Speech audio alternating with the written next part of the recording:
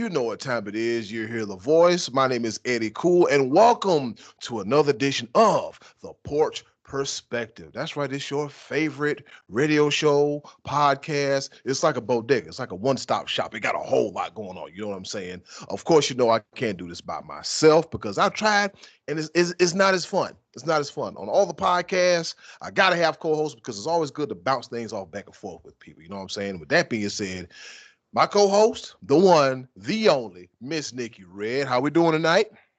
Marvelous and outstanding. Great, great. You doing marvelous That's all I and got for you outstanding. right now.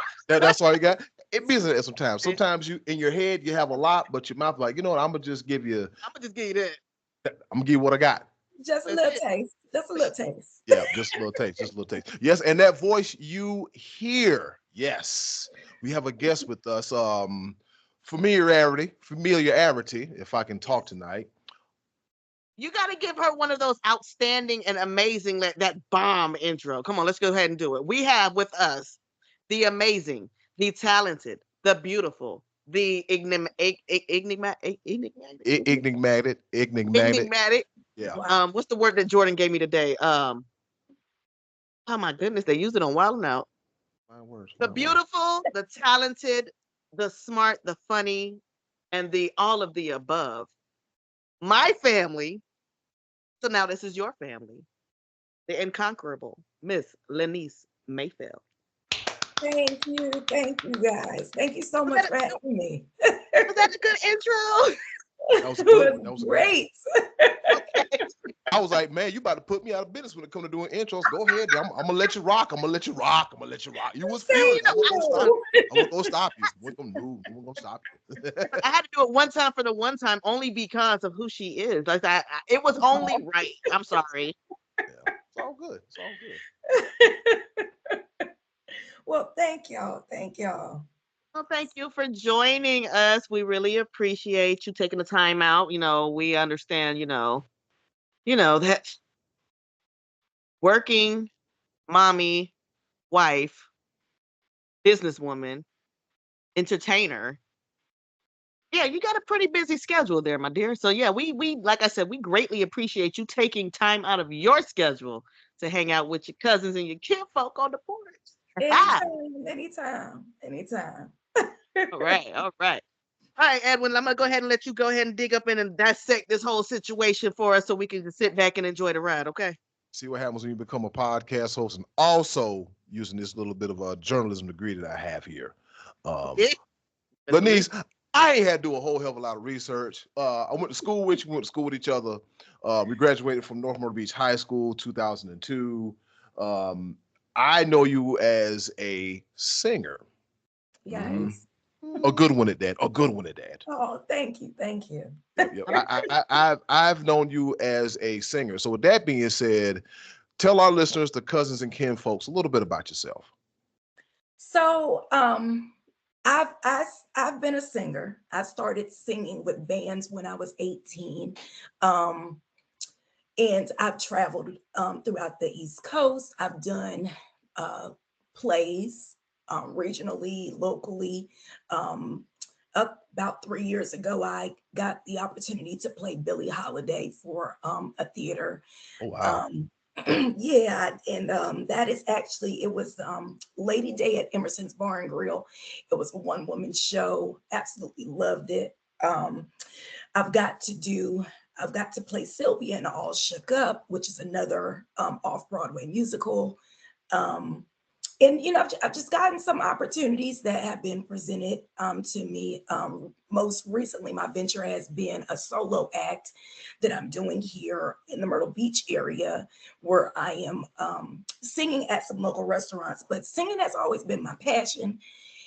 I got into real estate in about 2015, and when I got into real estate, I actually was stepping off the stage for a little while because I found myself pregnant and with my first child, which I was so happy. But those standing up on stage with heels and those late nights and coming home 1 a.m, my body was extremely tired.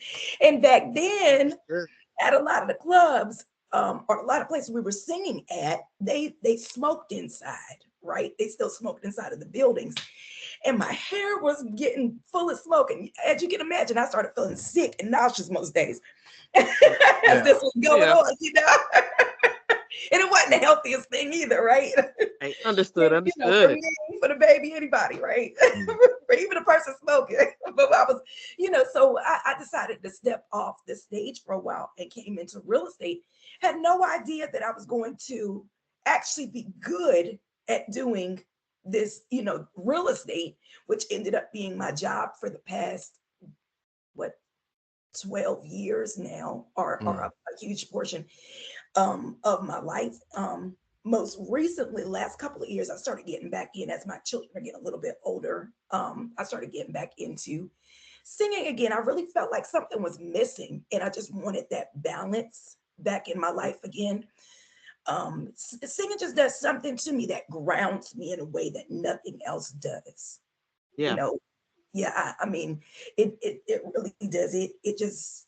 It's hard to explain, but it really does. No matter what is going on, you know, the world could be going crazy. And if I could sing and get that out, it's more of an internal thing.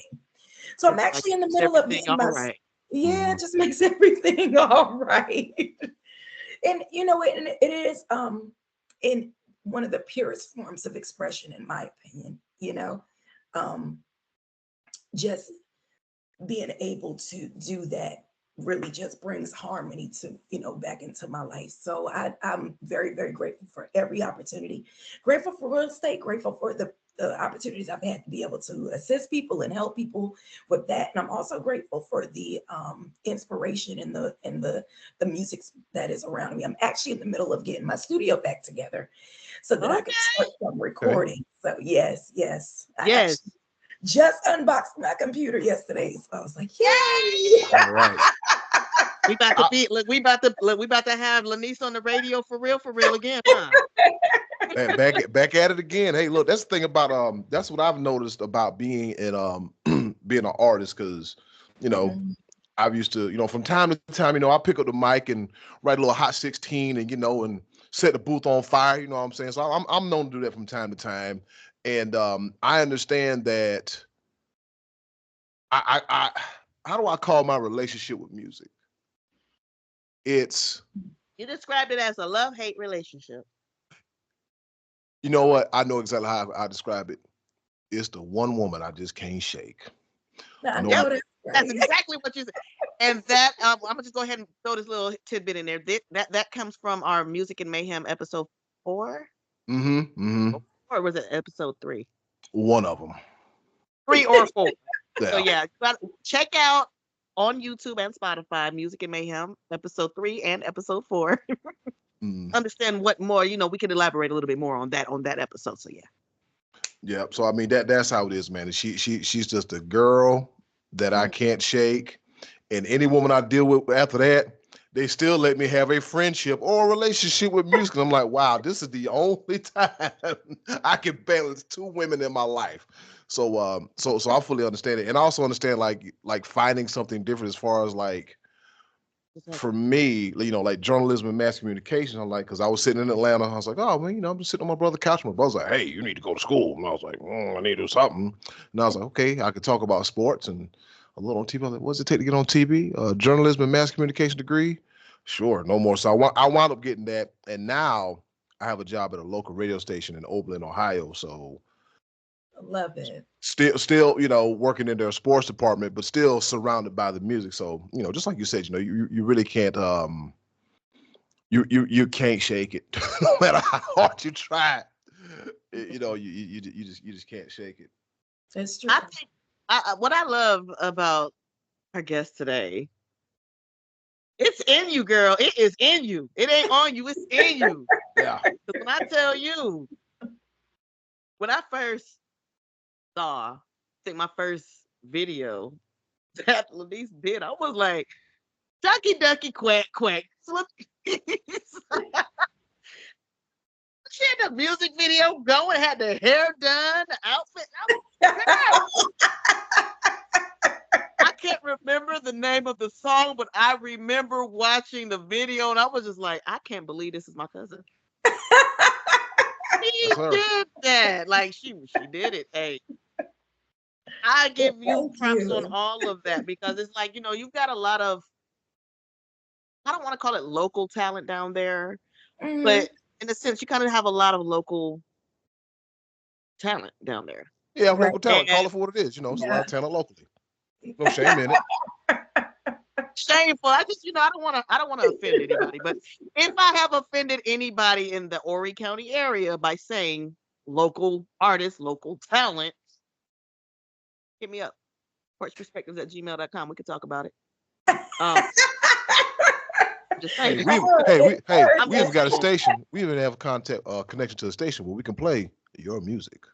I'm just saying. That is awesome. So listen, that's why I'm like, yo, hey, holler at me, is it local or not? Like, let's make it. Let's make it. What we global now, right, Eddie? Yeah, we global now. You can hear us in. So hey, what did I say? You can hear us in Billings, Montana, in Johannesburg, South Africa, Sydney, Australia. Oh, was it Tokyo, Japan? Yeah, that's the other one. That was the other one. Yeah, I was gonna say North Korea, but they don't do nothing in North Korea. They don't do none of that in North Korea. They just kind of you do this, you do that, you do none of that. South Korea. They sure listen to it in South Korea, Singapore, Taiwan, Thailand. We all over the world. We all over the world. Yeah. International military bases. Y'all. Yeah, everywhere. Not just a localized podcast. Yes, not at all. Which it is what it is. Everybody got to start somewhere. Because I mean, in all the reality, we started literally. Was it YouTube, Spotify, Facebook, Instagram? I'm still struggling with TikTok, but sometimes you gotta put yourself in position to make certain moves, and that's why I'm like, when it came to Laniece, I mean, you definitely have put yourself in position to make those moves, my dear. I said to myself, even this year, I was like, as opportunities present themselves, just say yes. Just say yes. Let whether it's God or the universe or whatever you believe in, just let it just go. Have you been listening to the radio show lately? No. I swear, didn't you just say that? Yeah, Eddie just said that. I ain't trying to sound like a bump, but don't say no. Just say yes. Yeah, exactly. That's what I said. I said, hey, just do like a Vaunt. Don't say no. Just say yes. When that opportunity comes along, yes. The thing about opportunity, and Laniece, you probably can side with me on this one. It might not be the opportunity that you want at that time, right. But then again, there might be an opportunity within that opportunity. You see what I'm saying? So sometimes it's like, hey, I'm glad I took this opportunity because this opportunity created something else. Now, earlier you mentioned about performing a theater show and on stage. Tell us about the preparation just from, being on stage, just singing songs to preparing for a theater show. It's different. I had been singing songs for a long time, and yes, it's still preparation. You're getting ready for show, you're getting ready for theater, especially when I was getting ready for that show. It was a one-woman show. I'm memorizing lines. It was a one-woman show. Yes. Oh. Okay. Sorry to interrupt real quick, but I just want to say this. I was so mad that I missed you performing with that Billie Holiday. I was so mad that I missed that. I was like, I want to go see it. Well, I'm hoping to do it again sometime. I mean, it took me I say it took me a long time, but I wasn't singing the songs of Billie Holiday. I think that I was singing the songs, but I was Billie Holiday, if that makes sense. Like, I think people thought that they were coming to just hear me, like, just like a regular, they come and it's almost like a tribute to Billie Holiday. No, right. I actually went through, and people talked about how I embodied that character and really had to search. I did a lot of research on her and her birth date and who she was and the time period that she lived in, and really tried to feel the things that she felt. One of her most famous songs, is when she's talking about people hanging from trees. Oh wow. You know, and so they, and it's called Strange Fruit. Mm-hmm. Right? Strange Fruit. And that was one of her most famous songs. And it's such a powerful song, because even though, you know, I've seen a lot of things, I can't imagine living in such a world of chaos to where this is a norm for me to drive up the street or walk up the street and see people hanging from trees. That's trauma in itself. You know what I'm Mm-hmm. saying? Like, most of us would need therapy after just seeing that one time. But this is an era where people live through this on a daily basis. So I really felt the character and then her life. You know, Billie Holiday ended up as a, you know, she was on, by the end of, she was a heroin addict. Mm-hmm. But everything that had taken place up until that point, that all the joy, all the heartache, all the suffering, everything that she had endured, I really had to embody that and put that into that character. It was an honor. It was an honor for me. She Mm-hmm. was such a legend. You know, to know more about her and her life and her experiences, and to play that character, it just, you know, Billie Holiday will always have a special place in my heart. Yeah. No. Um, it- I'm not trying to, too soon switch up subjects and whatnot, but it's crazy that we started we started our episode this go round. I feel like with the music and mayhem first. Usually we wait till towards the end for that one. Eddie, Yep. Oops, my it's all bad. good. It's all good. It's all good. Well, that's what they just say. It is what it is. You never know what happens on the porch these days, right? Yeah.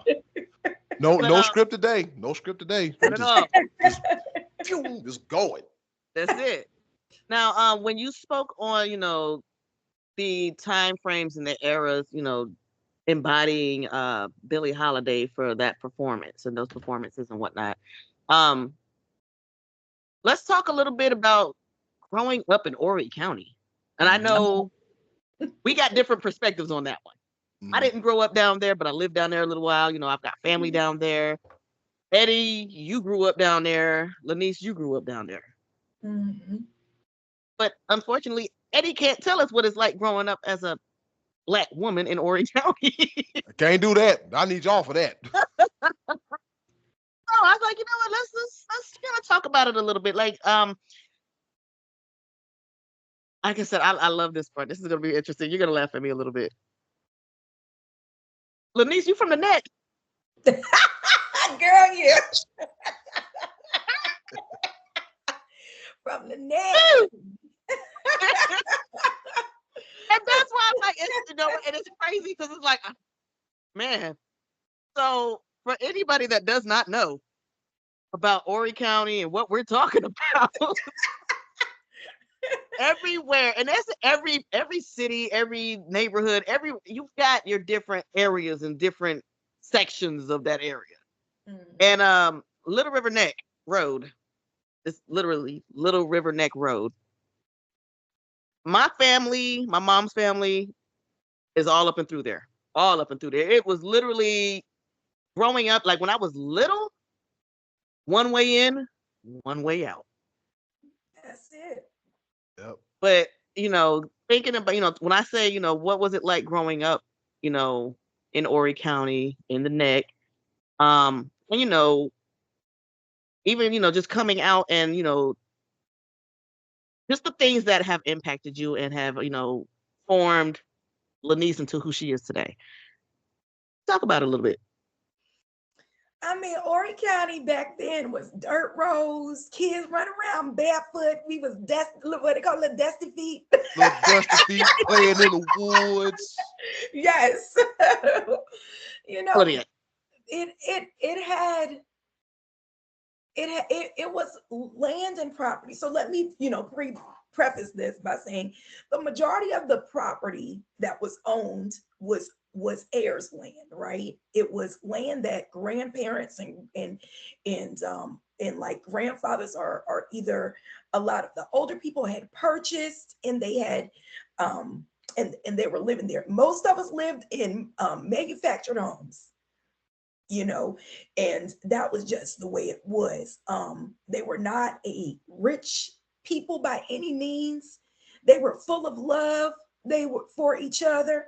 We always had clothes on our back. We always had food in our stomachs, but they were not rich by any means. They were very much working class people. A lot of them started off as fishermen, right? Mm-hmm. And Oh then they yeah. used to work as cooks they Mm-hmm. used to work as maids, they used to work in the kitchens, and they were our cousins and our aunties. I grew up calling a lot of my cousins that were older, if they were like my father's age or my parents' age, even if they were my cousins, I would call them aunt or uncle Mm-hmm. out of a sign of respect, Right. more so than calling them by their first name, right? Because it Right. wasn't something that you did. You said yes, ma'am. You said no, sir. Point blank, period. We And got our butt everybody knew what a spanked. switch was. Right. We all knew what a switch was. We got our butt spanked. We, Mm-hmm. and we played together. We fought each other. We, the Did whole all. 9 yards. That's just the way we grew up. And we in the land, now that I think back on it, I've always felt like the land was always protection for our people because they had their piece of property, and that was where you could always come home. If something Right. happens, you could go off wherever you wanted to, but you always had a place to come back to, and that was your home. You could always come back home. So yeah, that was the neck. I mean, the people weren't the most educated or the most brilliant or whatever. They were just regular working class people that we loved. Yeah. Now, the one thing In I the can country. remember yes, girl, country was whew. I remember being I was little and like you said, just the energy and the love that everybody had in that area because everybody knew everybody. I remember, being a little girl and I walk up the street, with my uncle and my brothers and my siblings and everybody. Walk up the road and oh, who that? I'm like, who you? I mean, I tell them my name and oh, that's Joni daughter. Yep. Yeah, That's what yeah. they call you by your parents' name. And then it got to the point where I went from Joni daughter to oh, that's Archie Bell. And that's Archie Bell. That Jimmy Lee and Archie Bell. You look just like them. They can't deny it. No, but it's just crazy how it's like when I see these memes on Facebook and on Instagram about, cousins were your first friends.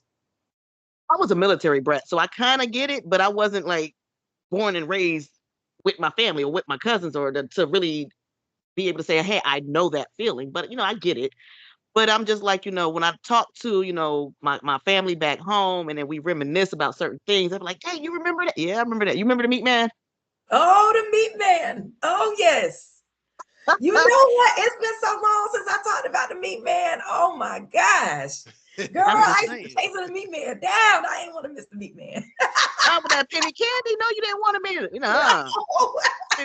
We talked about that on one episode too. I was like, man, let me tell you, when that truck pulled up through the neighborhood, you better, Grandma, can I get a quarter? Yes. Let me get $1. Matter of fact, when I went home for Thanksgiving, because in case you don't know, Laniece, I now live in Ohio. Um, when I went home for Thanksgiving, I think I was out. It was the middle of the day, and it was a little warm at the time. What did I hear? Do do do do do do do do. I'm like, man, what in the world is that? It's the ice cream man. Mhm. It's the ice cream man. And speaking of that, like one thing that I remember, oh man, I'm finna go back down memory lane.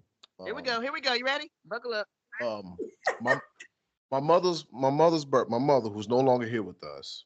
Her birthday is on the 27th of February. So give a little quick birthday shout out to my mom real quick, real early in Happy advance. birthday, Happy Mom. birthday. Wow. So the old folks always knew somebody that had something. There it is. They always knew somebody that knew somebody. Prime example, my mom had a plug where she would get her shrimp. Oh yeah. Had a shrimp. Yeah. Yeah, she had a shrimp plug. Cause what it was, she would go, That's crazy. She would, and you know they always do somebody across the border, North Carolina somewhere. Yep. Oh yeah. Yeah, they always do somebody across that doggone border, North Carolina. I think her shrimp plug was up there, and how she met him, I forgot the story, but I remember my mom had this big old Frigidaire that was about as old as me at the time, right? And she had field peas, shrimp, fish, stewed tomatoes, you name it, it was in there. And just like you said, Laniece, it was just no one back home was like balling out of control, millionaires or nothing like that. But one thing we had was good food, life lessons, and love. We did. Yeah, we coming up, we had a lot of that. And so just remembering, like, there was one time where Mike's girlfriend and I, we went, like, it was our first ever trip home together as a couple. And we went to a store, like right there on Highway 90. My mom said, "Hey, stop here real quick." I said, "Okay." So we stopped. We pull over. This is dude. He got the tailgate on his truck, drop. What he got? He got like about 40, probably 50 heads of collard greens sitting back there in the truck. Better than what they sold at the store. It wasn't nothing to get, like, see somebody on the side of the road. You get like a banana box full of sweet potatoes. You get that for about like $10. You get like any kind of vegetables you want, man. And I miss that so much. And like now, when I go back home, I don't see that as much. Yeah. I don't. Yeah. It has definitely gone away and faded away as the older people have started, passing and everything. So it has definitely faded, gotten away from that. But I remember my great grandmother used to live next door to us, and she used to buy big, huge things of peaches, big, huge baskets, and we would sit out there all day long eating peaches on the front porch. Yeah, they were so sweet. A local farmer used to bring them by. He would come by, he would blow the horn outside, and you would go out there and see what you wanted. He would have, like you said, collard greens and peaches and snap peas. And I knew she was going to say it. And we had the chickens, and she had the chickens in the backyard. She had chickens and guineas. Speaking of chickens, have you seen the price of eggs? Now, I'm not gonna lie to you, real talk. I went to the store the other day. 18 pack of eggs cost $11.06. I said, now if I'm back home in South Carolina, I'm finding somebody with some chickens. Pay for what? I've been trying to figure out if my grandfather used to have chickens. He used to have all kinds of animals. I think Laniece can definitely testify on that. Jimmy Lee was known for them animals. Now he had hogs too, right? Yep. Let me tell you the story. You ready for this one? Girl, when I couldn't have been no more than 5. My grandfather had these pigs. Mama pig had baby pigs. And I was told, Ashley, leave the pigs alone. Don't you go out there mess with them pigs. But how many 5-year-olds don't think that a piglet is cute? I want to play with the baby pig. So I went out there in my Looney Tune high tops, and I said, I'm gonna go get me I'm gonna go get me a piglet. I'm gonna go get me a baby pig. As soon as I got in that pen and I picked that baby pig up and got ready to haul buggy because I knew that mama was coming, I slipped off the board into the mud and lost my Looney Tunes high top, but I saved my life and dropped that baby pig and got up out of there. I was not I wasn't about to play with that one. Not the Looney Tunes. I know you was upset about them Looney Tunes too. And it was LA Gear. You remember back in the day, LA Gear was the light up ones? Yes. Oh, everybody had them. Y'all remember that?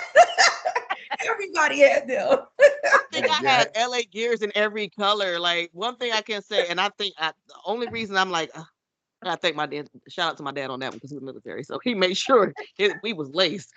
I remember I had these black and white LA Gears, and I used to call them my Michael Jackson shoes. They were shiny, like how Michael Jackson used to always wear the shiny shoes. Yes. The laces were shiny. They had like the silver in them and everything. I was like, those are my Michael Jackson shoes. You can't forget the British Knights. I had a pair of British Knights. See, at that point in time, I don't think I ever owned a pair of British Knights, but my dad had some. I had, you remember the jelly shoes, Laniece? Yes, for Easter girl. Yeah, it's for everything. Easter, for summer, and as soon as see the crazy Yes. part about it, being in the neck with them jelly shoes on, you Gotta always got a rock stuck in the bottom, and Oh your yeah. feet was always black when you got. It is true. It is true. Oh, boy, that's some memories we got of being kids, man. I'm telling you. And when she said snap peas, Yeah. oh, I used to hate visiting my grandparents in the summertime because we sat in that hot living room, shelling peas. And it was 5 of us doing it. So, Archie Bella ain't play. She had by the bushels of them things. It took us about 2 weeks to get through Yeah. them. Plenty of snap peas. And you can't forget, the neck is known for having some of the best oysters in Horry County. They Oh, got that seafood be on lock. I'm not gonna lie. Ooh, ooh. what's crazy is I read an article. This is my great great grandmother. I'm not okay. I'm trying to retrace the genealogy. Mm. Ah, and I'm not even gonna I'm not throwing names out there because I don't want to mess nobody's names up. But her last name was Randall. She lived across Okay. the street from my grandparents' house, and I remember being a kid. I was little. She had a blue house. That house has since burned down, and they rebuilt that house in what they call the shop now. My grandmother was using it as an alteration shop. Hmm. Um, so before that house, when she had the blue house, we used to go over there, and she used to sell the sodas in the bottles. And we used to go over there all the time, and she always gave us some sodas. But I remember reading an article on how life was back then and how they would really like community was it had a whole different meaning back then. Community Right. had a major different meaning. They were talking about how they had these octogenarians, that people that were living to be over 100 years old easy and still out here working and walking, and I mean they're good. They were like, well, what is it that's keeping you guys so healthy? It's the fact that they lived off the land, literally. They Yes. lived off About the that land. land. Yep. Hmm. Those oysters and everything that they had out there was, I did not know. And like I said, I feel bad for a lot of the kids coming up now because they will never experience things that we saw, the Mhm. things that our parents saw, walking through the neck and literally looking at these grapes like full on the vine and just Mhm. walking through the neck eating wild grapes. Yes. Um, what are they called? Sparkleberries? With the wild grapes, We got the wild grapes up top and the sparkleberries down low. the little blackberries, the little, I know you took with the Yes, they look like blackberries. what they were called. I don't know, That's but what I was always told they were called sparkleberries. I don't know. you Don't get me lying. you want to talk. Matter of fact, when there was one time I went home, probably about 2 or 3 years ago, and it was during the summertime. I said, "Oh, you know what that means?" Because we're going to get into a conversation about land in a little bit, Laniece, because you brought Okay. us about heirs, property, and land, and I had a few questions. Um, like right there, like on the back of my property line, you have those briar, those little briar patch, little briar bushes. I looked Hmm. down, I was like, oh, berries. Oh, berries. Next thing you know, I had a handful of berries. And my mom, what she used to do, she used to take that and make some of the best wild berry cobbler. Oh man. Oh wow. Yeah, she would take that and make like wild berry cobbler with it, man. It would be so good. And just get some vanilla ice cream and just part of my problem now, I have a sweet tooth, and right now I want some ice cream. But I understand the priority of getting this here episode done, so it can wait. It can Yeah, you're wait. gonna have to wait because look, if I gotta wait for my sushi, you're gonna wait for your ice cream. Yeah, it can wait. It can wait. So, Laniece, you talked about with you being a real estate agent, and I'm pretty sure you noticed the uptick in population in the Oh area. Yeah, yeah. there's a big uptick in population in the area. I think at one point somebody said that the Myrtle Beach area was the number one or in Fast, the top. Yeah, fastest growing metropolitan area. yeah, Yeah. fastest growing metropolitan area. And for us, you got to think about like back in when we were coming up, it was just summertime, hot, busy. Everybody came down. Labor Day weekend, that balloon pop, everybody go home. They take their money with them, and then you would have like what your Snowbird. you got snowbirds coming out. In between that holidays, you got like your Black Friday. Yeah, you got your Thanksgiving, you got your Black Friday where it gets kind of busy, and then January and February is next to nothing. It's a cycle of wash, rinse, repeat, and a lot of us have moved from there because we wanted more consistency. How much has the area changed as far as the development of land and as far as like people making sure they do what they're supposed to do, if you know what I'm talking about, in order to keep their land? Can you tell us a little bit about that? Yeah, so that has definitely increased the last couple of years, just like you said. We're seeing so many people who are moving down. It's almost like the secret is out. Y'all was down there, and we were down there. We were at the beach. We didn't even realize at that time how affordable our housing was in comparison to the rest of the world or the rest of the nation, I should say. So the taxes were low, in a lot lower than a lot of what other states were and what they were experiencing, especially in the Northeast. And I mean, we have some of the best weather. Come on. I mean, the weather is absolutely You lie gorgeous. about that one. I used to be You like, know? That was one of the big selling points. Big selling points. Yeah, the weather is so good here. And so people are, the secret's out. It's like for years and years and years, it's almost like we've been living in this little secret, and now it's out and everybody wants a piece. So what I'm seeing mostly is a lot of the development when it comes to real estate and in housing, right? We have been a retirement community where a lot of retirees have moved down here. Now with the recent updates with COVID and everything, people who can now work from home, who have technological jobs where they can zoom into their workplace and they don't have to be at a physical location, have also decided that Myrtle Beach is a great place for them as well. We're also starting to get an influx of families, believe it or not. Areas like Carolina Forest have become extremely congested, with families who want to be closer to those blue ribbon schools, and to want to be within certain school districts. Conway used to be, well, it still is. You can still get a nice piece of land out in Conway, right? But you're still pushing further out.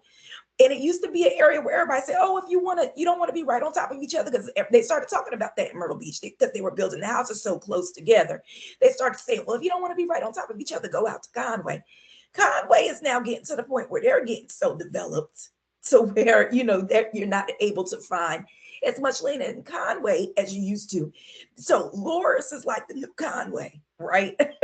Oh wow. Because because that's the only place where you might can go and get some acreage.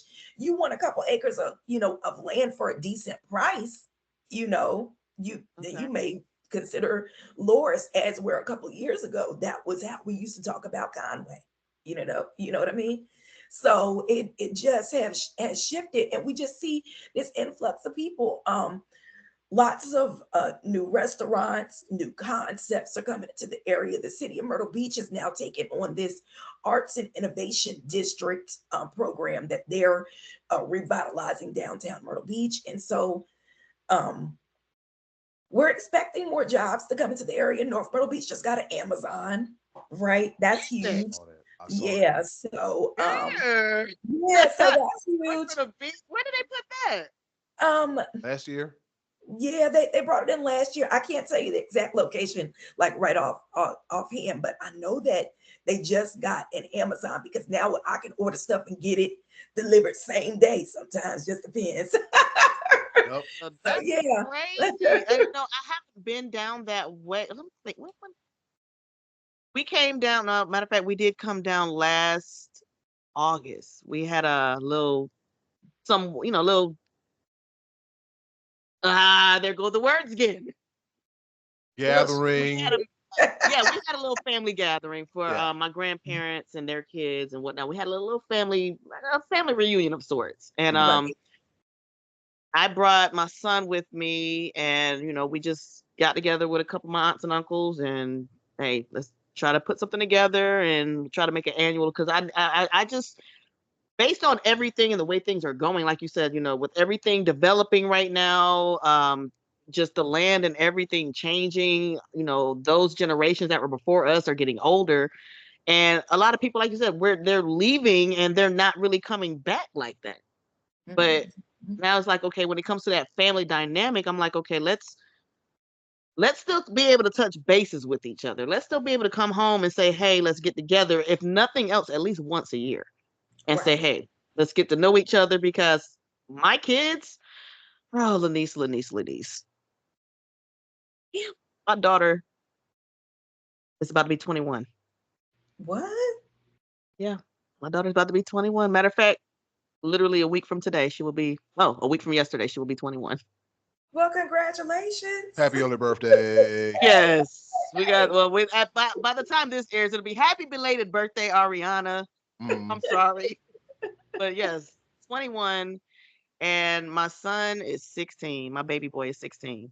He'll be 17 in July. They don't know my mom's family to that extent, which is why I said, I've got little cousins that I've never met yet. I've got cousins that I haven't met, so I know my kids don't know them. We don't know each other, and the families kind of get divided, and it kind of gets uncomfortable, to say. When the families start kind of going their own ways, and we have issues with this, we have issues with that. But like I said, my thought process with the whole thing is looking at how everything is just growing, and it's just like it's changing. Like, I want my kids to be able to kind of have some form of an experience of what I had as a kid. So that's why I'm like, we're gonna do this once a year. When I tell you, my son was out there with my uncle Nolan, his son. Nolan had them boys out there chopping wood, girl. The thing was funny to me. My son called me. He's like, "Mom, you're a country bumpkin." I was like, "Well, who's the one over there chopping wood?" Come on, I'm a country bumpkin. Okay. That's one thing. That's one thing you learn how to do. Living down south is what you learn how to rake some leaves, cut some grass, chop some wood. You learn how to fix a lot of stuff too. You became very resourceful. Yes. Like there was none of this. I don't know how to do this. You don't know how to do it, man. Look, somebody was like, "Well, Ed, how you know how to do so much?" I said, between siblings, I had a neighbor that was an architect, and just really wanting to know how to do stuff. You see what I'm saying? Wanting to know how to do it, and just like I'll tell the story of how the first time I ever learned how to cook. I think I was about 11. I was like, "Mama, can you fix me a sandwich?" And she said, I know you didn't ask her like that. My voice hadn't dropped in, Mama. Like, hey, Mama, can you sandwich? I was like, "Hey, Mama, can you fix me a sandwich?" She's like, "Come here." She said, "I'm gonna show you how to do this." No, I think I wanted a grilled cheese sandwich. That's what it was. She said, "I'm gonna show you how to do this." She said, take this pan, turn it on. Take this butter, turn it on. Turn the stove down. Now, what you want to do? You want to take this and that. She told me the instructions. I was at that one time. I started learning how to make my own grilled cheese sandwich, and it was grits, eggs, bacon. It was the whole full on dinners after that. And then, my brother, he was an executive chef for 30 years between Atlanta and between Wilmington. And he would come home and throw the big shindig. So I also learned how to cook there. So you would find out a way of you would learn real quick of how to do something, because they tell you right, look, I ain't gonna be here all the time, and pretty soon you're gonna be grown, so you need to figure it out. One day I was like, "Hey, Mama, can you wash my clothes?" My mama said, "Hi, come here." No, actually, my mama said, "Mama, show me how to wash clothes." I think I was probably about, I don't know, maybe 15 or 16, maybe. I don't want to say I was coddled most of my life, but my mom. Sounds like you were coddled. I'm gonna go ahead and say that. No. She no. But they said 15, 16. No. My mom, she said, "All right, I'm gonna show you how to do it." It went from, "Mama, can you do this for me?" to, "Mama, can you show me?" And so my mom didn't mind showing me. So that's why, I kind of look at, some of these grown men now. don't know how to, man, you don't know how to cook no dinner. You don't know how to throw no beans in the crock pot.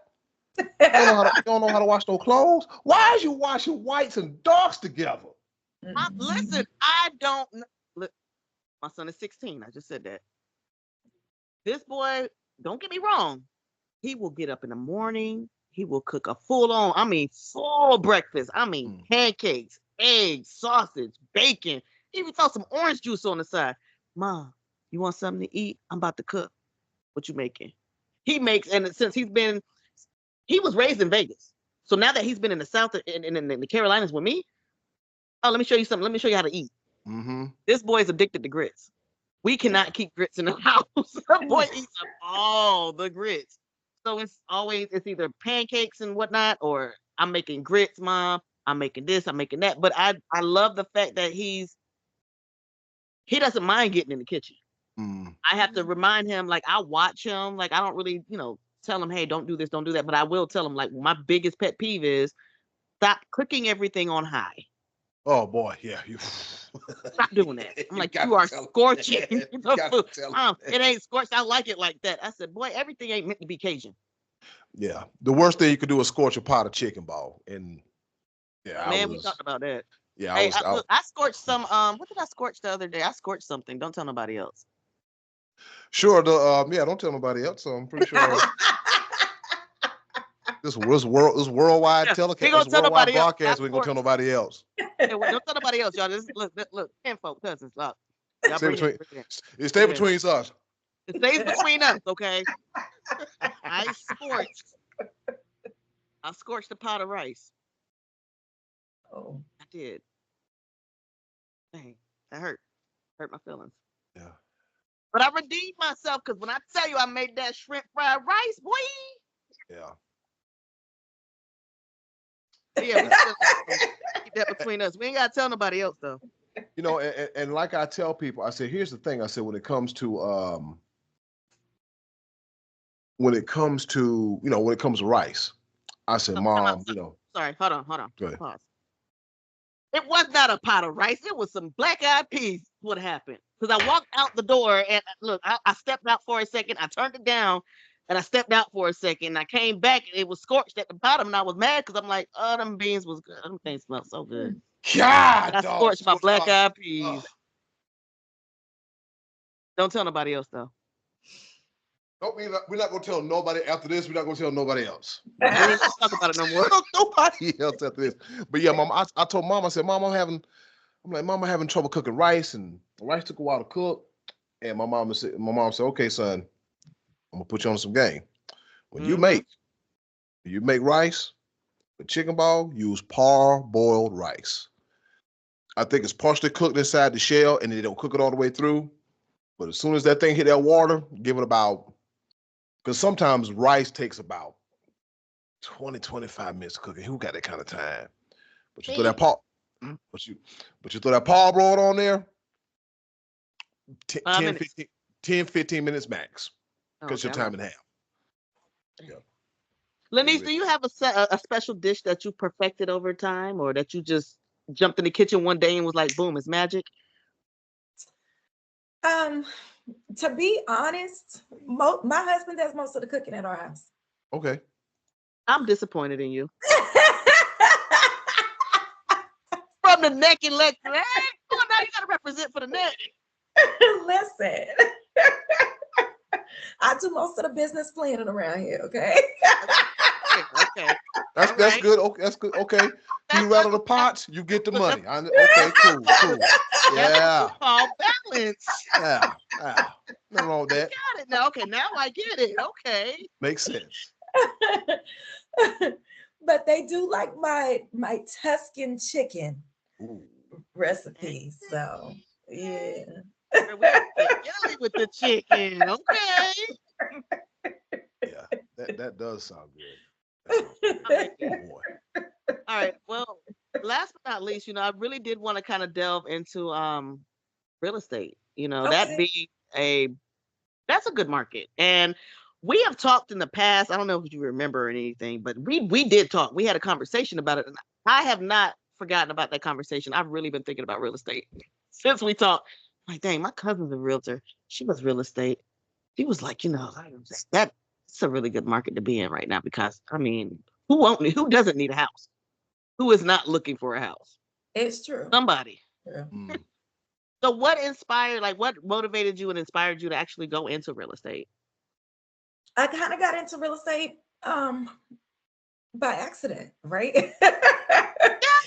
Because it was kind of something that I stumbled on. As I don't know if you guys remember, I was telling you before I had gotten pregnant and I wanted to get off the stage. Mm-hmm. And so naturally I progressed into real estate. And I had already had a real estate license. I had got encouraged by a friend of mine to go and get a real estate license. And we had went and got licensed around the same time. And when I originally got licensed was during the year that the market crashed in real estate. And I did nothing at all with that license because everything was just chaotic. And it was too much for me personally, just my personal story to come in at that point when everything was so great, crazy to try to learn real estate. Mm-hmm. So I ended up coming into real estate in 2015.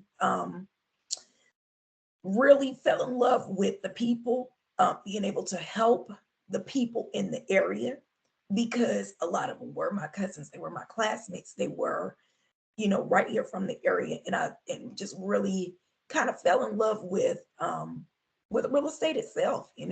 Everything's real estate. Our highways, it's the houses we live in, the stores, grocery stores we shop at, this just everything is has something to do with real estate. So kind of just fell in love with it. My favorite day is when I get to give somebody keys to their new house. People love me then. They absolutely love me. Definitely, you ain't best friend then, girl. I can imagine, like, I personally have never bought a house, but I can imagine, the frustration through it and the tears and just the motions of going through purchasing a home just to get to that finish line and say, you know what, all of it got us where we're at. And to have, that's why when I see, realtors and real estate agents and everybody doing it, it's a hustle. Don't get me wrong, it is a hustle. But just to see that you guys really stick through from beginning to end, you stick with these people and you really encourage and motivate. Sometimes you guys have to play, counselor and therapist sometimes with people. It's true. And it's just like, guys it's a lot of hats that come with that career field. But it's like, if you got the right heart for it, I mean, it works for you just wonderful. Like you said, you're their best friend after it's all said and done, girl. We don't went through all this. We locked in for life. Matter of fact, I'm naming my firstborn after you. It's true. I've gotten, the panic phone calls in the middle of the night when, somebody wasn't, they're asking for more paperwork. We supposed to close and blah, blah. I've gotten those, and, they're upset and crying, from a first time home buyer, and had to mitigate that and say, listen, just give them the paperwork that they're asking for. Let's just work through this. It might be frustrating. It might be at the final hour and they've closed and they've gotten their keys and they've been able to be happy and move on to that place.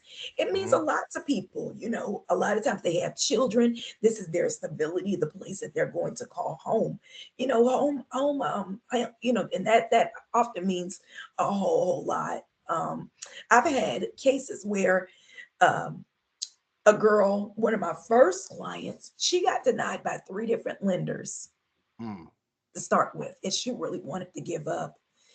And we ended up talking to a lender from out of state, and she actually got approved. So sometimes don't even give up, right? Keep going. I've seen, so over the years, I've, had lots of different experiences, different people, and been able to help them through the process, learned about a lot of different programs that people could utilize in order to get housing, and to move forward in that area. Sounds wonderful. I admire the work that you do. I do. I know it takes a strong person to actually be able to, deal with that a lot of times. It does. And, somebody that's got patience. I don't have a lot, but, it takes a lot of patience, and I definitely get that. Yeah, So I admire you. Yeah, I've heard all kinds of stories about the closing cost and and the offer didn't go through the way because I have a few friends that are in the real estate industry and business, and I've heard the stories. And to be able to assist people in finding like their house, their future, like one of the American dreams is being a homeowner. Right. Yeah, I'm a homeowner. Even though my mom left it to me in her will, I'm a homeowner. So awesome. yeah, so I mean it's one of those things. That's why I wanted to ask you the importance of when it comes to property and land and housing, the importance of knowing the difference between heirs property, the terminology and everything. Like what advice would you give to people that want to keep like their home, their land, their property within the family? Because I know like a lot of people, they won't pay the taxes, and then next thing you know, Somebody your to house, snatch. somebody will snatch your house from you, or your name's in the paper. And because like I told somebody, I said, look, I said, my mom and daddy have worked entirely too hard for 50 years for us just to not pay taxes and to give it up. So let's ride together. What advice would you give to people to kind of educate them on what to do in order to maintain their property? Well, there's lots of options. And I think that people don't always explore all of the options that are available to them. A lot of times when you get property and it's passed down to you, a lot of times it's paid for, right? Mm-hmm, The only thing you have to do is pay the taxes. But you're living in a different state. Life is life, and you got your own things going on. Sometimes I'd recommend turning improving on the property that you already have, and maybe thinking about improving it with rentals or something where you don't have to worry about the taxes, where you can actually make money and continue to increase the value of what's already there. Maybe that might be a good option.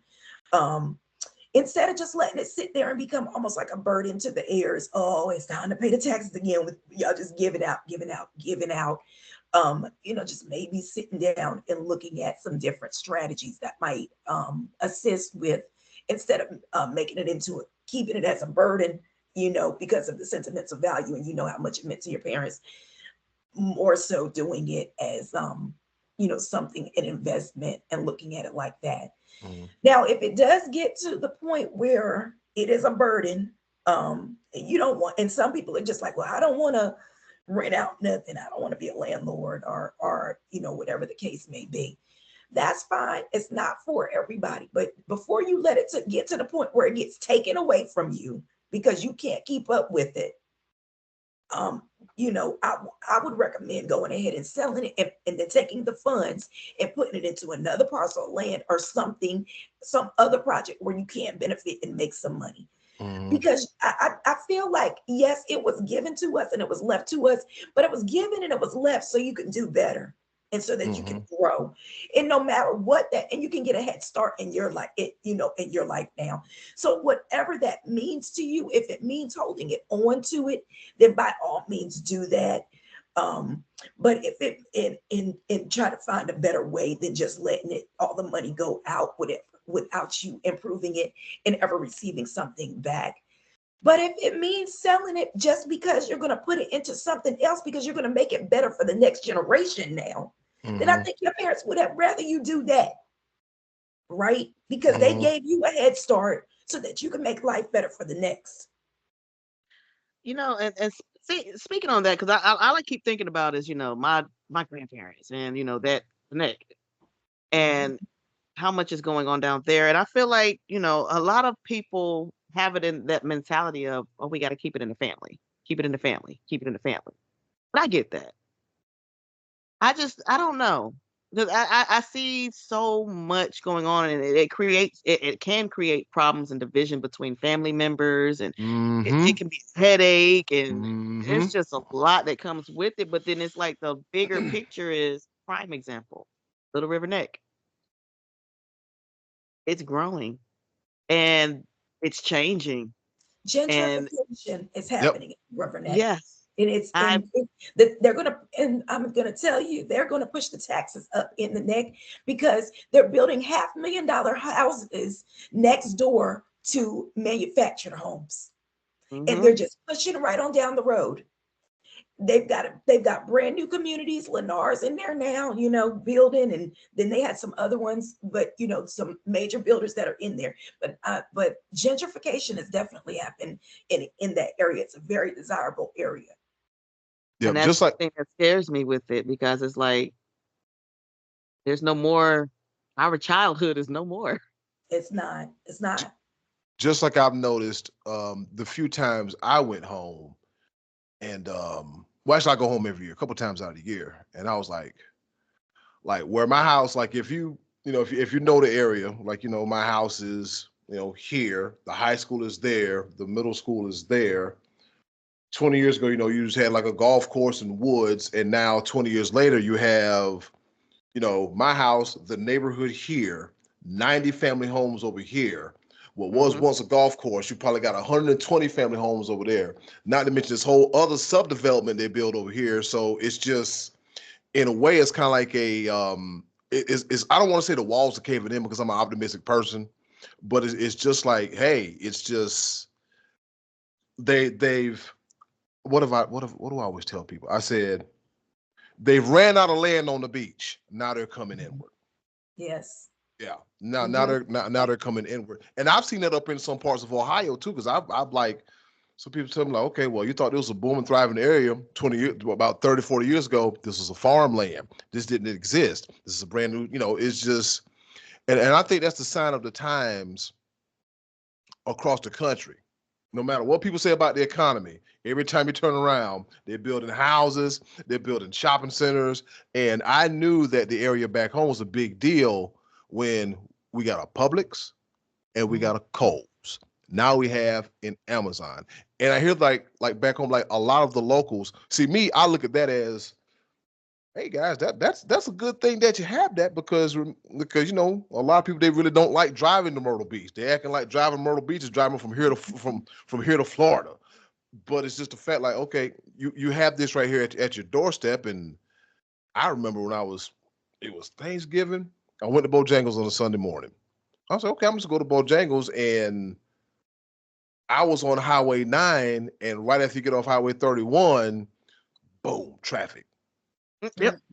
I was like, it did not used to be. What in the hell? It did not used to be it, but it's definitely different than like a lot of those. Like, oh man, it's real hard to get around. I'm like, don't they got them back roads back there still? Y'all forgot them back roads? Man, listen, I knew it was growing when I came back from Vegas and went to North Myrtle Beach and saw a Panda Express. I was like, bro, what y'all know about Panda Express out here? That thing had me messed up so bad. I was like, I was confused a little bit, because I'm like, I've only seen Panda Express out west. I come back east, and not just east, but I come home, and it's right there. Something ain't right. Like, who put a Panda Express out here? Yeah, And it threw me for a loop. There's all kind of stuff there, man. There's so much stuff back home. I know. I took a little tour, a little shopping experience. Yeah. But one place that I say it's growing, but it's not. I don't want to say it hasn't caught on as fast, but it's growing little bit by little bit, but it still kind of looks the same. Little River. It ain't doing a North Myrtle Beach. No. That's true. Because every time we drive down there and I'm looking, I'm like, okay, this I kind of like, I don't go by streets. I go by what looks familiar. Okay, I remember this. That's still there. Okay, I know where I'm going. I'm good. And for me to get through Little River that way, and I had no problems, I was like, all right, cool. Let's get to North Myrtle Beach. And I'm like, I know North Myrtle Beach, man. I'm from North Myrtle Beach. I get down there. I'm like, oh, wait a minute. Overwhelmed. highly overwhelmed. That wasn't there. Where did that come from? That used to be a that. I don't know where I'm at. What happened to overtime in Santa Fe Station? What's going on? What in the... Man, where did the shopping center come from? Where did all this come from? What used to be here? Yeah. It's Y'all remember Fazoli's? Yes. Man. Oh, I got one for you. I got one for you. Stevens right there by the high school with them good hush puppies. Oh yeah. Y'all remember R.W. Woods? Yes. It's still there. Every time. Shout out to Richard Wood. Every time I go home, what I do whenever I go home, I don't go to I'm not going to Pizza Hut. I'm going to Mom and Pop spots. Yeah. Yes. And R.W. Woods, you want a good belly full, go there. You want another good belly full, you go to Bullino's. You want another good belly full. I'm trying to think. Hey, yo. What? Like, don't tell all the Hey, you paying, we staying. Oh, okay, that's right. Yeah. You paying, we staying. Yeah. We ain't doing all that, not right now. But I will say this one because I know this will never happen. But anyway, another spot that it changed once the original owners passed away. Biscuit Shack. Yes. Woo, boy. When I tell you, them burgers used to be the truth. I was like, look, I'll go get me a man. Look, Cookout ain't got nothing on them. It's true. But once, what's her name? Miss Bootsy. Yeah, Miss Boots. Yeah, once she passed away, it was just. It's been down since I went there once. I think on one of my trips back, and I'm like I said, even Cherry Grove has grown a little bit because I'm like, where did this gas station come from? Mm-hmm. Yeah, that's a big gas station. Yeah, but it's huge. And I went there once. Tar Baby's gone. Tar Baby's gone.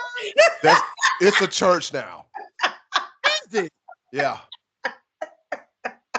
Captain Plank's gone. That big. Oh. Yeah.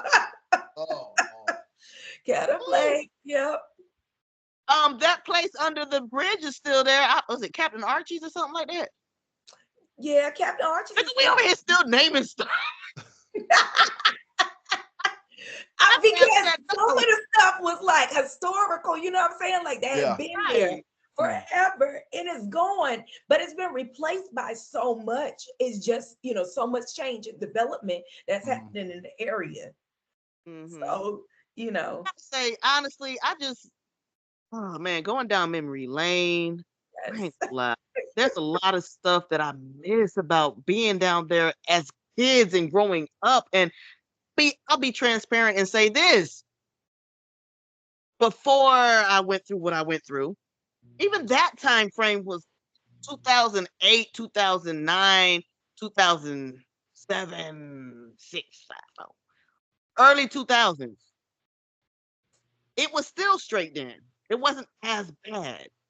But now it's just like, what is going on? Everything is gone. And everybody's leaving.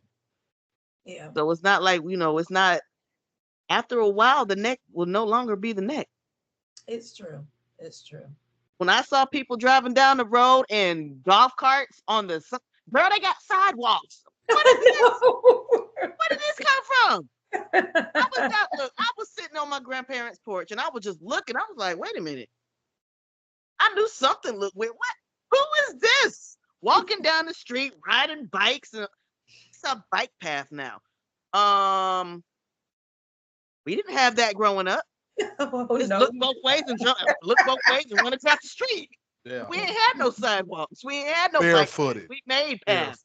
Yeah, barefoot. We made paths. That was it. Like this is like unbelievable. Like, bruh. And then it's like they cut so much of the vegetation away. Like I should not be able to see Cherry Grove from my grandparents' house.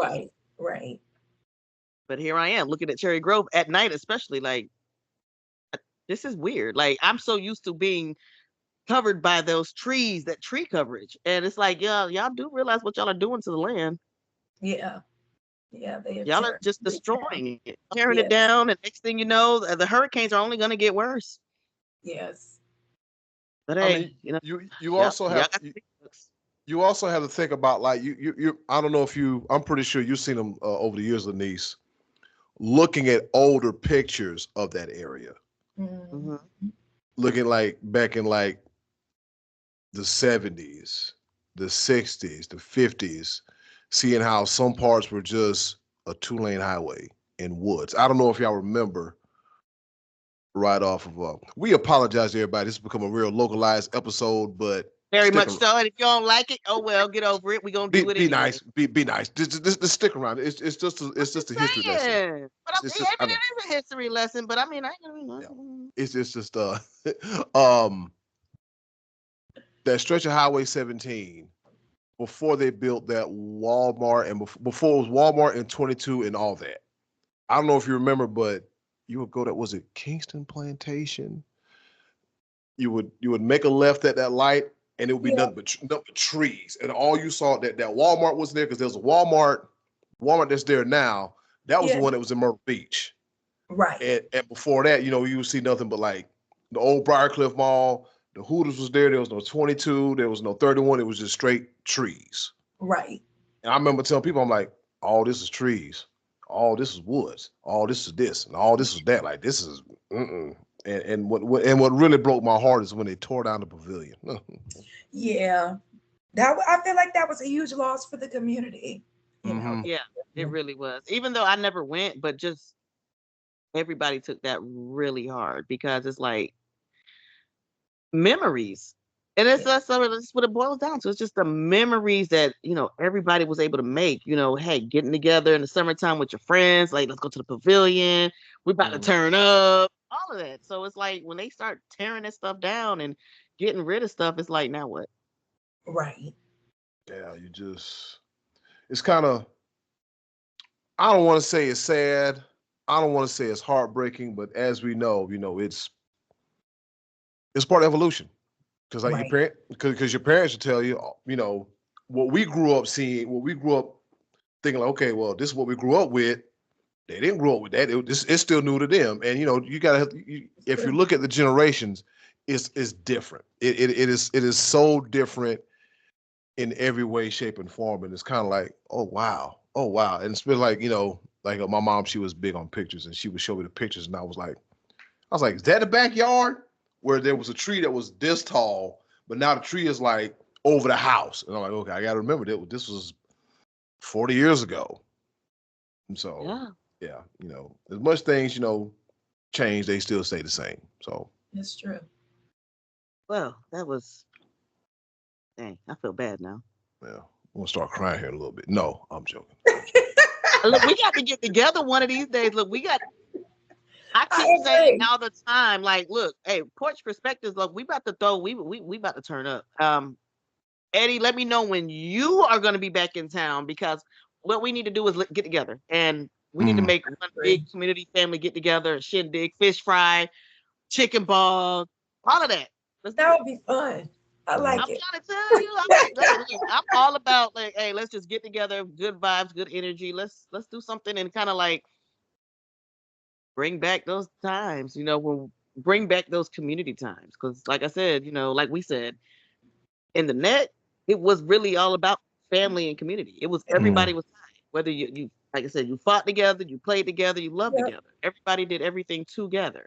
Yep. North Myrtle Beach High School at one point in time, I ain't gonna lie, when I went there, it was like everybody I know I'm related to.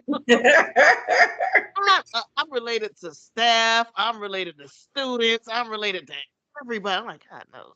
And funny story, I was in my I had an English class with my uncle, and we were sitting in this class when I first got to North Myrtle Beach High, and when he realized it was me, he was like, "Oh," and we just in there messing and playing and whatnot. And the teacher sits there and she tells us, she says, "You guys need to flirt on your own time."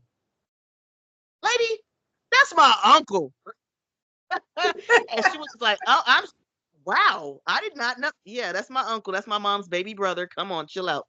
Ain't no flirting over here. Come on now, whatever. But it was just crazy to go, to be around so much family. Yeah. And it's like I tell people all the time, look, there's certain last names I don't care who you are, where you're from, how long you know who. I don't care. Edge, Bellamy, Randall, Stackhouse. Am I missing Livingston, anybody? Yeah. Vereen. Rings. Greens. Yeah. Yeah. Oh, we get any more? You know what? They all related. You know what? I'll say it once. I'll say it once and I'll say it again. Somebody was like, you go to certain parts of the, they be like, okay, well, now I date my high school sweetheart. I'm like, yeah, it's kind of hard doing that where we're from in Horry County, especially in that area. Very hard. And people did it. I was gonna say I was not gonna say it. Some of them. Because you know that phase. Don't call nobody out, okay? We gonna pass. We don't judge. If you know, you know. Good. You know. Anyways. I always fraternize with people from out of town. I'm guilty. Out of town. I ain't about to stay around here with them. When I say out of town, I mean out of state. When that's what I gotta be careful with. The summertime, oh, that was prime time making time. Oh, where you from? I'm from Ohio. Hey, baby, how you doing? I'm in your face. Where you from? I'm from Georgia. I'm in your face. Where you from? Tennessee? I'm in your face. Where you from? California? Oh, I know I'm in your face. But one of the running jokes was, there's nothing wrong with interracial dating. I don't, your love for your love knows no color. But for some reason, well, not for some reason, but a lot of us guys back home, we caught hell for dating white women. Yes, I said, look. And then we started catching on later, like, forget y'all there, we gonna start dating some white men. Exactly. I said, here's the deal. Here's the deal behind it. I said, I'm tired of every time I meet somebody, we go somewhere, somebody talking about some, that's your cousin, right? I got sick of that. I got so sick of that. Look, I had an experience like that. Look, we listen and we don't judge, right? Yeah. And again, we're not naming names. No. All right. I have an ex in Horry County that they tried to tell me was my cousin. And I said, prove it. Explain to me how that's my cousin. Just explain it real quick. And I ain't talking about no cousin because so-and-so married so-and-so. No. I want blood facts. How that's my cousin? How that's my cousin now? Oh, okay. Nah, we ain't doing all that. Nope. I don't. That was my one experience. And when I kept oh, that might be your cousin. I think that's your cousin. Y'all cousins. Y'all. All right, bro. I'm out. Now, I'm done. Tell you, it's a lot of stuff people can't talk about. Now, they was trying to tell you. Yeah. I mean, hey, I don't know. I just know there are some families. Now, there are some families that live close, but they not related. Now, that I do know. Because even in the net, we were always told about who our family members were. That's why I said Edge, Randall, Stackhouse, Bellamy. Oh, I'm related to every Bellamy in Horry County. I swear I am. Man, I think everybody related to the Bellamys. I ain't gonna lie. I got Bellamy on my mama and my daddy's side. I'm like, how that happened? See, that's what I'm talking about. Everybody can't talk about how we really cousins. Yeah. and they had some things going on back in the day. Too much. And just like I said. Them mamas and daddies can't always tell you. No, and like I said, there was matter of fact, it was a few years ago. I was casually flirting with somebody on YouTube. I mean, casually flirting. How'd you flirting with folks? Never mind. Hold on now, hold on. He said casually. Just kind of casual flirting, like, what's up? What's happening? How you doing? And I start, your boy got away with words. I started laying it on thick. You know what I'm saying? I started laying it on thick. And then she said, we related, right? God, dog. All these years later, we still, what the? I said, how? And then she broke it down, and I was like, well, cousin, it's nice to meet you. You take care. Delete the entire conversation. It was Oh just my goodness. That thing be funny to me. I swear it'd be funny. kiss. What they call it? Kissing cousins. Because you know that was the other thing that they used to say. They used to try to say was, after third cousin, y'all ain't really cousins no more. And who made that rule? Yeah. Made that up. And who went with it? No.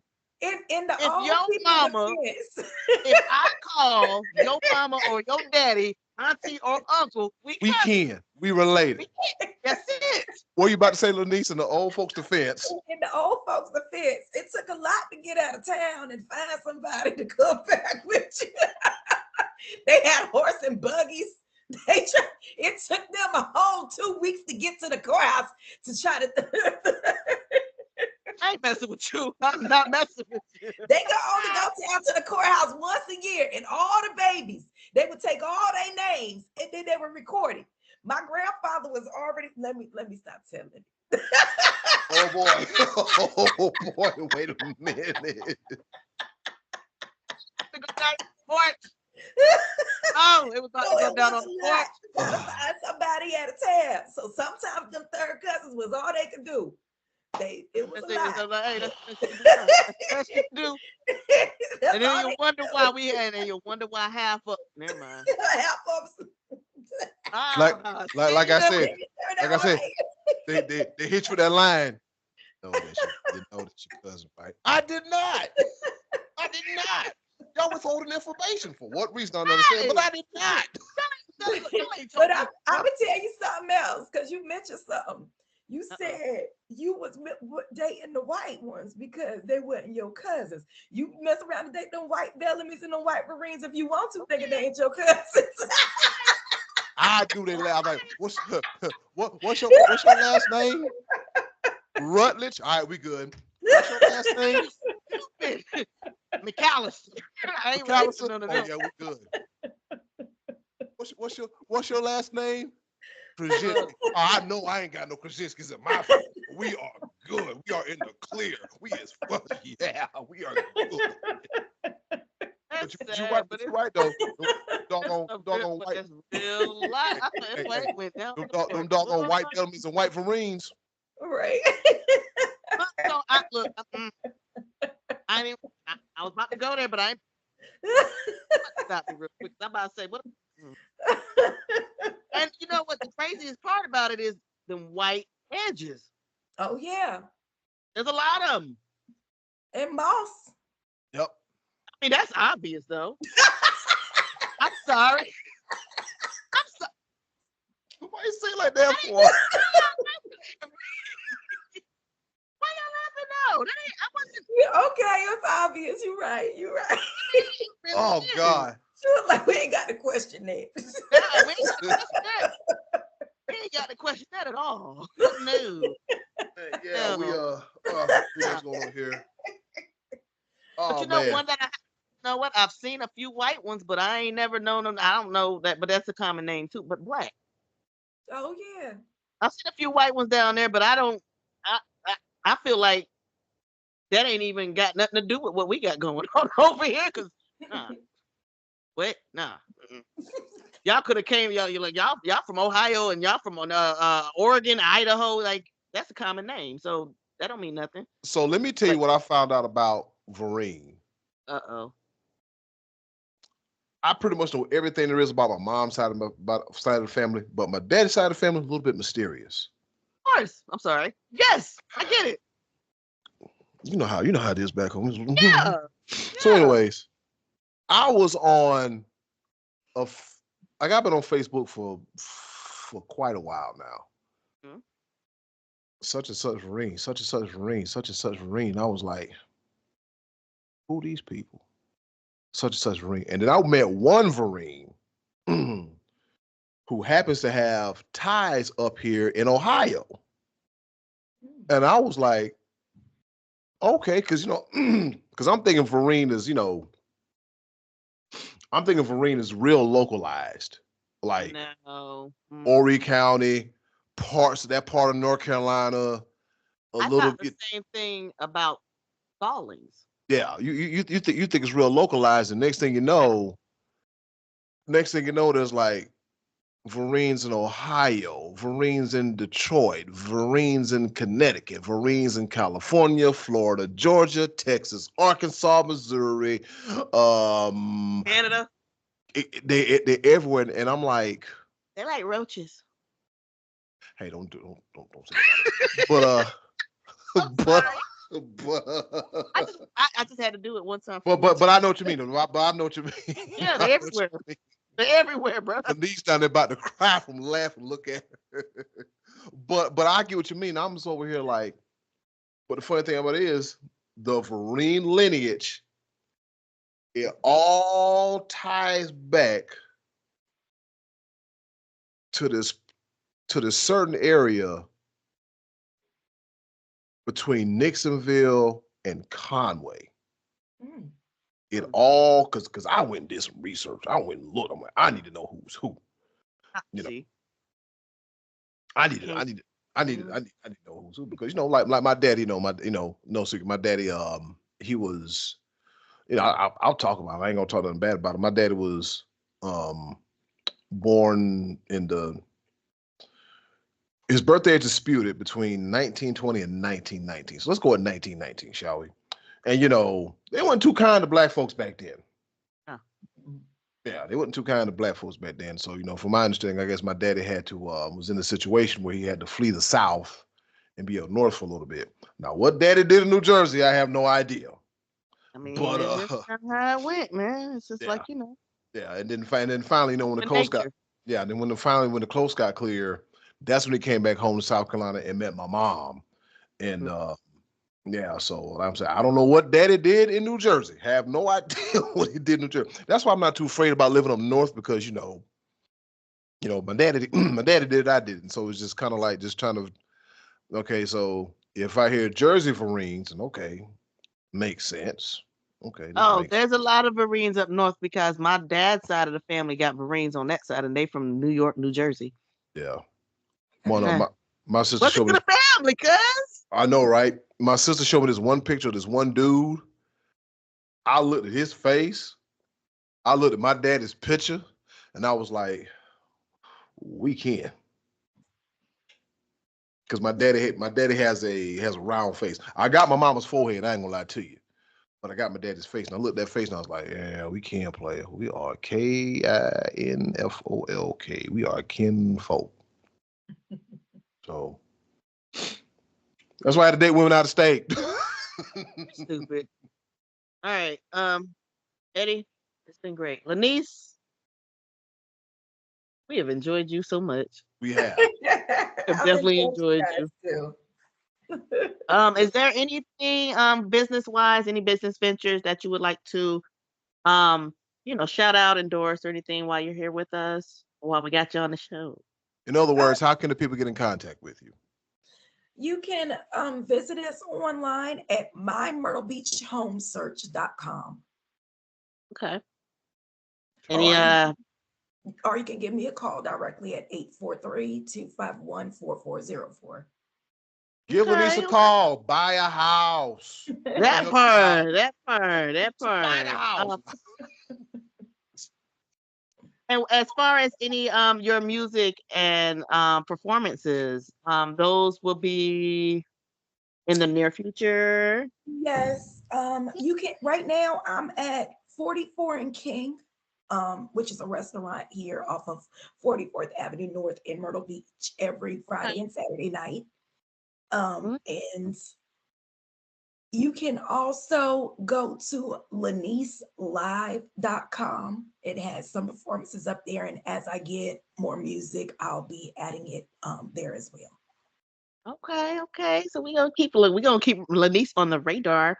Also, whenever you get your studio and everything set up and running and everything's great for you, um, if you've got any music that you'd like us to air here, let me know. Just let me know and send it to us. We'll go ahead and play you out, man.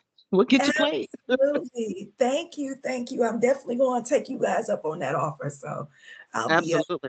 I'll be in touch. And also, you got any real estate classes coming up that I could take a part of? Because I'm just like, at this point. Might as well. Right now, I don't have anything that I had planned, but let me get back to you on that. That'll work. That'll definitely work. Cause I ain't gonna lie, I was thinking about, like I said, I've been thinking about real estate, and especially with the way the economy is now. Hey, look, these multifamily housing situations is looking pretty good. I mean, I'm just saying, Yes, do something for our people. it's true. It's true. Right? Eddie, you want to take us home?